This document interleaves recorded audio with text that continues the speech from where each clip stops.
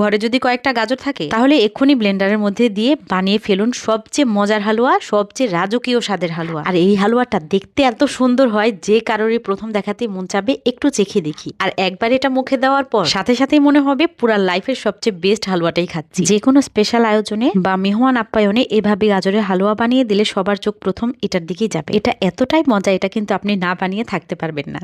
তাই ভিডিওটা চাইলে শেয়ার করে রেখে দিতে পারেন, পরে ইনশাল্লাহ কাজে আসবে। 8-10টার মতো হবে গাজর, খুব ভালোভাবে ধুয়ে নিয়েছি। তারপর খোসাগুলো ছাড়িয়ে বুটার অংশগুলো ফেলে একটু টুকরা করে কেটে নিয়ে ব্লেন্ডারে জারের মধ্যে দিয়ে দিলাম।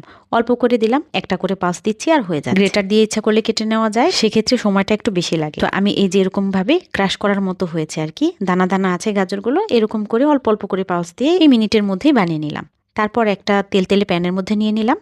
এর সাথে দিয়ে দিচ্ছি একদম সর তোলা ঘন জাল করা দুধ আমি এখানে 1.5 কাপের মতো দিলাম, একদম সর সহ।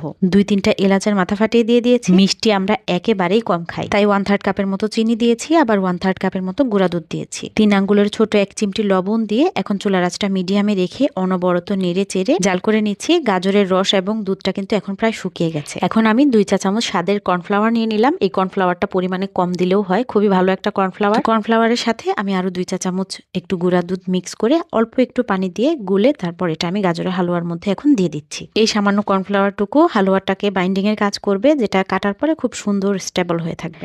এখন আবার অনবরত একইভাবে নেড়ে চেড়ে যাচ্ছি। যখন হালুয়া প্যানের গায়ে লেগে যেতে শুরু করেছে তখন এর মধ্যে 2 টেবিল চামচের মতো ঘি দিয়ে দিলাম। এর সাথে আরো কিছু গুঁড়া দুধ দিয়ে দিলাম।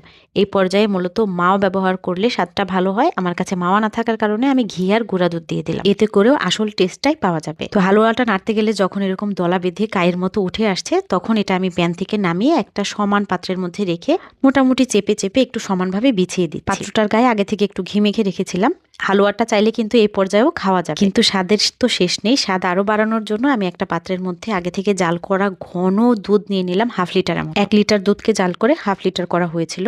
এখানেও 2 চা চামচের মতো গুঁড়া দুধ, 2 চা চামচের মতো কর্নফ্লাওয়ার আর 2-3টা এলাচ ফাটিয়ে দিয়েছি। এর সাথে সামান্য একটু চিনি দিলাম, আমি 2 টেবিল চামচ চিনি ব্যবহার করেছি। আর একেবারেই সামান্য 2 আঙ্গুলের 1 চিমটি লবণ দিলাম। এখানেও আমি স্বাদের কর্নফ্লাওয়ারটা ব্যবহার করেছি। খুব অল্প পরিমাণে দেওয়ার পরেও এটা কিন্তু খুব তাড়াতাড়ি থকথকে ঘন হয়ে গেছে। আর এই দুধটা জাল করার সময় আমি একবারও থামি নাই, অনবরত নেড়ে চেড়ে একদম থকথকে ঘন করে জাল করে নিয়ে তারপর যে গাজরের হালুয়া বানিয়ে রেখেছিলাম ওই হালুয়াটার উপরে ঢেলে দিলাম। এখানে যে কয়টা এলাচ ব্যবহার করেছিলাম সব কিন্তু আগেই তুলে ফেলে দিয়েছি। এখন একদম উপরে কিছু বাদাম কুচি ছড়িয়ে দিচ্ছি, এতে দেখতেও সুন্দর লাগবে, খেতেও মজা লাগবে। সামান্য একটু জাফরান ছড়িয়ে দিলাম, জাফরানটা ঘরে থাকলে দিবেন, দেখবেন সুন্দর একটা স্মেল হবে। তো হালুয়াটা আমি ফ্রিজে রেখে ঠান্ডা করে নিয়েছি। ঠান্ডা এই হালুয়াটা একদম জমে গেছে। এটা দেখতে যে কতটা লোভনীয় লাগছে, এটা বানালে দেখবেন আপনার ঘরের বাচ্চারা পাগল হয়ে যাবে খাবার জন্য। আর এটা খেতে এত সুস্বাদু, আপনার মনে হবে এই হালুয়াটা কেন আমি আগে বানিয়ে খাই নাই। আর এত সহজে এত মজাদার একটা হালুয়া হয়ে গেছে। মিষ্টির দোকানে যদি এই হালুয়াটা বিক্রি করা হয় তাহলে কিন্তু অনেক চড়া দামে সেল করলেও মানুষ এটা কিনে খাবে।